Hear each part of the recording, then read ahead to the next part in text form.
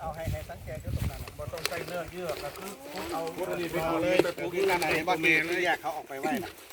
อ๋อ นั่นก็คือต้นเมียถ้าต้นเมียที่เขาชิมแล้วว่าต้นนี้มันอร่อยแบบไหนเขาแยกนอมันออกไปก็สีแบบนั้นคือมันเป็นเขาเรียกว่าสายพันธุ์คือตัวนี้ในต้นเมียลูกอร่อย ลูกใหญ่เท่ากับสิได้ลูกอร่อยลูกใหญ่เท่ากับแม่เขามันจะเป็นสายพันธุ์เดียวกันไปเลยเอาบางต้นก็ได้5 6นะลูกเขานะบัดนี้เอาเสียมเฉาะคือที่ปลูกไว้แยกไว้นะก็หมายถึงว่าเอาออกจากต้นไปเพาะไว้เพราะว่าพอปีหน้ามานี่พอหน้าฝนมาเขาก็เอาไปลงหลุม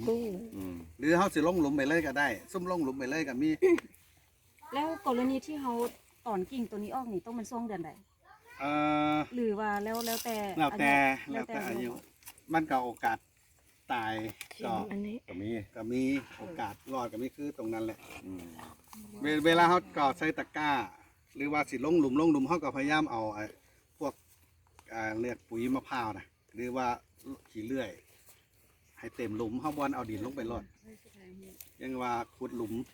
คือการเลี้ยงไว้ก็คือเห็นทอพวกนี้บ่ทอไหนที่ใส่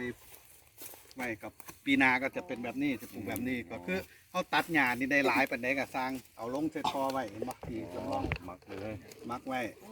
ก็คือบอกถ้าอยากให้มันเติบโตเร็วก็ขุดหลุมบ่ต้องใส่ทอไปเขาขุดหลุมใหญ่ๆเขาก็ตัดหญ้าไม่ว่าผลลงไว้ทิ้งไว้คือตอนนี้สิปลูกดีก็คือหน้าฝนมาอยู่ในทอนั่นก็คือแบบนี้ที่มันโตเร็วเพราะว่าเห็ดแบบนั้นคือเขาเอาหญ้าเอาฟางเขาที่ได้อัดไว้แล้วเขาก็เอาปุ๋ยผสมให้เขาแล้วก็ค่อยขุดดินน้ำมันนี่ไปผสมให้ปลูกอันนั้นจะโตเร็วเขาดูได้แต่ว่าถ้าลักษณะเป็นมันเขาปลาไว้ดนบ่ก่อนปลูกที่ว่าเขาเอาถ้าสมมติว่าขุดหลุมขุดอย่างเอาคือถ้าลักษณะแบบนั้นเอาแค่ล่วงหนาไว้ช่วงคือง่ายๆเนาะขุดดินขึ้นมา1มาตากแดด2หญ้ายังก็เอาลงไปเพื่อให้มันตากแดดเพื่อให้มันใหม่ให้มันผุยเป็นผุยผงนะถ้าเขาเอาหญ้าเอายังลงไปแล้วปลูกเลยเนี่ยพอมันฝนอย่างมาปุ๊บจากเขาปลูกสูงขนาดดินซ้ำนี่มันยุบลงไปเป็นอ่างทันทีเลยเพราะว่ามันยังบ่อยู่ตัวเขาต้องเฮ็ดให้